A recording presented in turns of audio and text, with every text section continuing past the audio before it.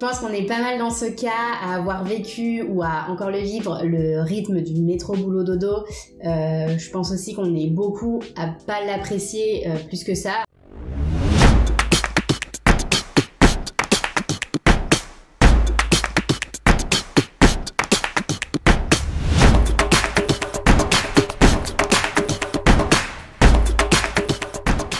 Coucou, on espère que tu vas bien. On a fait récemment une vidéo sur notre parcours où on t'expliquait un peu quelles études on avait fait, quel premier métier on avait fait et quel métier on fait aujourd'hui. Mais au final, on n'avait pas vraiment abordé le pourquoi. Pourquoi aujourd'hui on a décidé de se lancer en tant que digital nomade. Donc l'idée de cette vidéo, c'est de te proposer, de te donner les 3 raisons qui nous ont poussé à devenir digital nomade. Alors, la première raison, et je pense que c'est un petit peu évident, c'est l'envie de voyager. Si jamais tu le sais pas encore, en fait, on est passionnés tous les deux de photos et de vidéos de voyage. On a d'ailleurs un compte Insta sur le sujet qui s'appelle Les Loups Sauvages. C'est pas vraiment un blog voyage parce qu'on n'écrit pas d'articles sur le sujet, en tout cas pas encore. Mais c'est vraiment l'idée de partager un peu nos petits moments de voyage et toutes nos vidéos et tout ce qu'on a ressenti et vécu. Bon, le compte, il est censé être à nous deux, mais pour l'instant, c'est plus Jeanne qui gère la chose. Mais moi, je faisais toute la partie vidéo. Donc, si t'es un peu curieux et que t'arrives à bien chercher sur l'internet, tu pourras trouver quelques vidéos de voyage. Donc, depuis que l'on s'est rencontrés, en fait, on avait vraiment cette passion commune pour le voyage. Même si à l'époque, moi, j'étais encore étudiant et qu'on n'avait pas fait trop de voyages. Mais dès qu'on a pu, on est parti voyager. Et maintenant, le virus du voyage ne nous a pas lâchés. Peut-être pas faire des blagues sur les virus.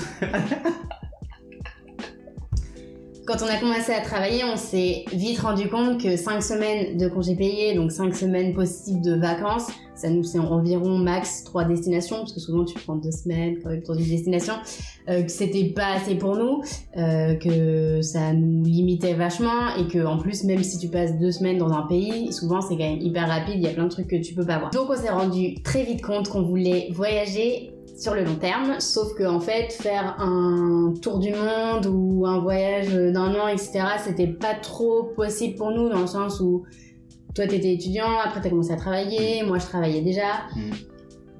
Enfin, c'était un peu bizarre. C'est vrai que c'est plus facile quand même, je trouve, de faire un tour du monde quand tu viens de finir tes études et que soit tu le fais tout seul et tu pars un an, etc.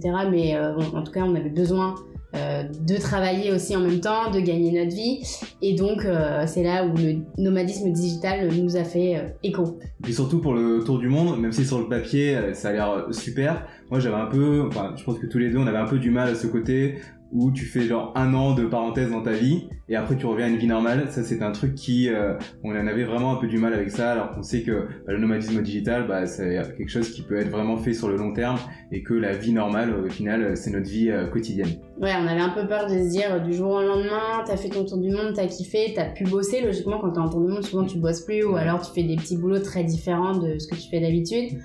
Et puis du jour au lendemain, tu dois retourner peut-être dans le salariat et tout ça. Je pense que c'est hyper dur. Ouais. Donc le deuxième point, je pense qu'il est commun à pas mal de personnes dans notre situation, c'est qu'on en a eu marre du salariat. Mais attention, avec ce point, on n'a pas envie de te faire croire que le freelancing c'est la solution si t'es mal dans ton boulot, car c'est vraiment une vraie carrière, c'est pas seulement un hobby, un passe-temps. Il faut te dire que ta vie va probablement complètement changer, donc tu vas pas choisir le freelancing par défaut pour échapper au salariat. Et il faut vraiment que tu sois convaincu de ce que tu veux faire après. Donc ça peut être le freelancing pour nous, mais ça peut être complètement autre chose. Mais il faut que ce soit un choix raisonné et pas seulement un échappatoire au salariat.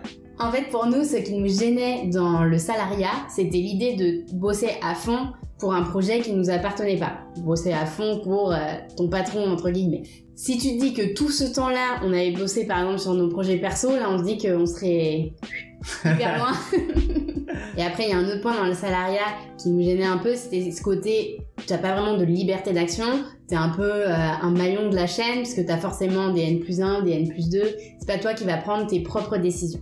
Par contre, le risque qui peut se passer en freelance, c'est que tu te retrouves à faire que de l'exécution, car tu as mal vendu une mission ou tu as un client qui te prend pour un salarié, entre guillemets.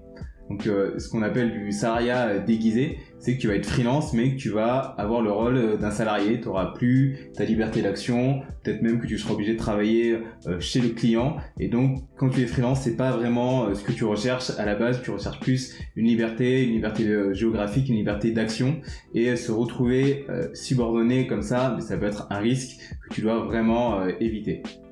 Et la troisième raison qui a fait qu'on a voulu se lancer en tant que digital nomade, c'est que on voulait s'éloigner au maximum du rythme métro, boulot, dodo. Je pense qu'on est pas mal dans ce cas à avoir vécu ou à encore le vivre, le rythme du métro, boulot, dodo.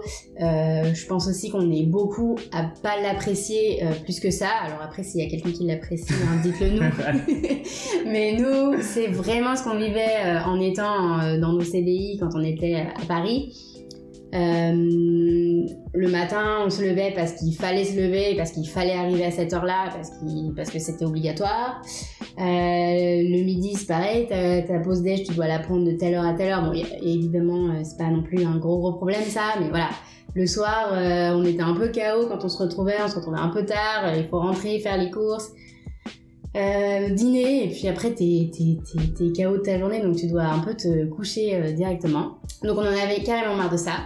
Maintenant, exemple tout bête, moi je me lève à 6h30 tous les jours, enfin, sauf le week-end évidemment, mais ça me dérange pas du tout, et je le fais parce que j'ai envie de me lever, parce que j'ai hâte d'aller bosser sur mes projets, et c'est pas parce que je dois, comme avant où je devais me lever pour aller travailler. Donc c'est complètement différent, et ce switch on est vraiment content de l'avoir fait, parce que parfois ça peut être le contraire, tu peux te dire je vais être libre, et au final t'as plus cette motivation, t'as pas forcément envie de te lever, donc nous franchement on est ravis d'en être là.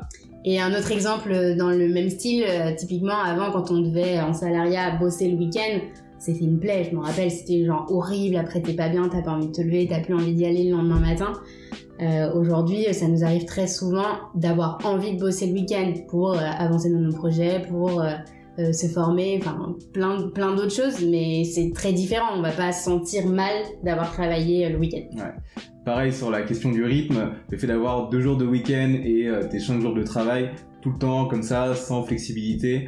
On était en mode TGIF, Thank God It's Friday, je sais pas si tu connais cette expression, mais en gros on attendait avec impatience le vendredi parce que ça sonnait, ça annonçait le week-end, et pareil le dimanche on était en PLS parce qu'il y avait une nouvelle semaine qui s'annonçait.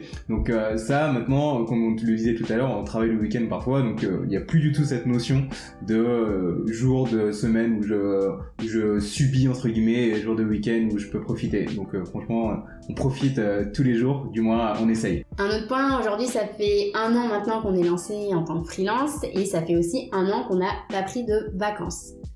Alors on vous voit venir, ceux qui se disent oui mais en même temps ça fait 1 an que vous êtes en vacances. Logiquement les gens qui disent ça, je pense qu'ils regardent pas nos vidéos. Ça fait 1 an qu'on n'a pas pris de vacances, mais pour l'instant on n'en ressent pas le besoin. On sait qu'à un moment sûrement peut-être qu'on en aura besoin, mais c'est vrai que le rythme est différent, et du coup tu ressens pas la même envie de couper totalement de ton boulot. Après, évidemment, c'est que notre avis. Tout le monde ne pense pas comme ça, et on te force pas à penser comme ça. T'es pas obligé de te lever à 6h30 et de pas prendre de vacances. Franchement, tu fais ce que tu veux. Nous, ce qu'on prône, c'est vraiment la liberté de choix, la liberté d'action. Et c'est à toi de te définir ton emploi du temps, tes envies, ton rythme. Et c'est vraiment la chance d'être indépendant, de pouvoir avoir ce choix-là. D'ailleurs, tu vois, si tu veux, dis-nous en commentaire de cette vidéo si t'es salarié, si t'es freelance, si t'es digital nomade. Ça nous ferait plaisir de savoir un peu aussi à qui on a affaire, qui regarde nos vidéos en majorité. Et tous les lundis, on envoie un mail avec une ressource, un tips et un outil numérique pour t'aider dans ta carrière de travailleur à distance. On met le lien dans la description. On a aussi un groupe Facebook où on peut répondre à toutes tes questions, donc n'hésite pas à t'y abonner. Le lien est également dans la description. Et puis on te dit à la semaine prochaine. Salut!